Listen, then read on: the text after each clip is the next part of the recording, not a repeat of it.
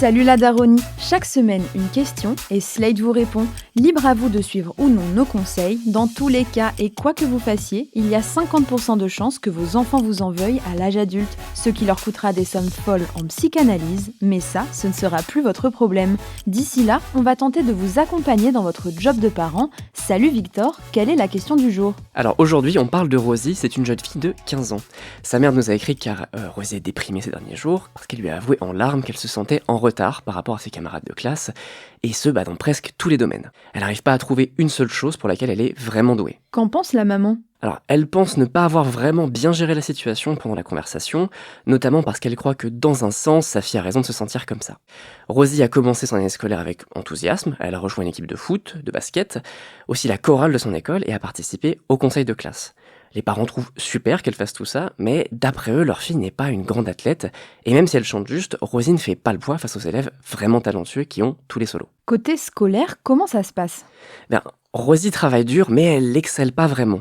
Aucune matière semble d'ailleurs vraiment la passionner, et rien n'a l'air d'être facile pour elle, ni même naturel. La maman ne veut pas dénigrer sa fille, mais c'est évident que pour elle, Rosie n'a pas de talent spécial, et elle ne veut pas lui mentir. Mais alors, qu'est-ce qu'elle lui a dit ? Elle lui a assuré accorder bien plus d'importance à sa personnalité brillante et pétillante, à sa gentillesse, à sa passion pour les combats sociaux, qu'à ses talents de sport ou de chant. La plupart des gens doivent s'entraîner pendant des années pour devenir bons dans leur domaine, et elle a donc toute sa vie pour découvrir ses points forts. Malgré tout, la mère reste inquiète. Un enfant doit-il vraiment avoir un talent spécifique ? Contrairement à ce que la pop culture veut nous faire penser, tout le monde n'a pas de talent particulier. Et c'est pas un problème en soi. La journaliste Nicole Cliff de Slate.com cite l'exemple de Sam Sagas Gamgee, personnage du Seigneur des Anneaux.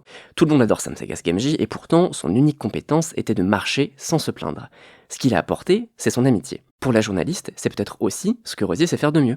Plein de gens vivent des vies heureuses, productives et douces, sans être doués pour quoi que ce soit. Comment la maman de Rosie doit-elle agir pour aider sa fille ? Elle agit déjà très bien en lui faisant savoir qu'elle valorise le travail acharné, la générosité d'esprit, la loyauté et l'intégrité au quotidien. Pour Nicole Cliff, il faut faire comprendre qu'il est tout à fait normal d'être dans la moyenne sur le plan scolaire, sportif et musical. Et puis Rosie pourrait un jour se découvrir un talent ou un intérêt particulier, et si ça arrive, tant mieux pour elle.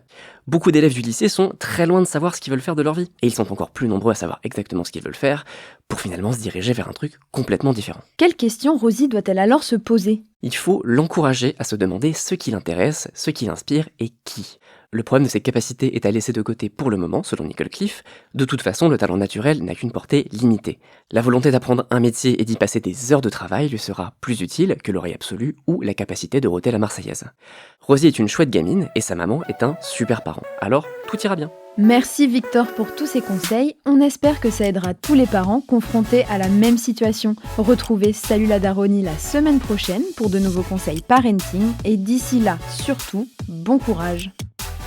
Salut la Daronie est un podcast produit et réalisé par Slate.fr sous la direction de Christophe Caron et Benjamin Septem-Ours. Concept, Christophe Caron. Format, Benjamin Septem-Ours. Traduction, Clara Frances. Adaptation, Mona Delahaye et Benjamin Septem-Ours. Présentation, Mona Delahaye et Victor Benamou. Prise de son, Benjamin Septem-Ours. Montage, Mona Delahaye.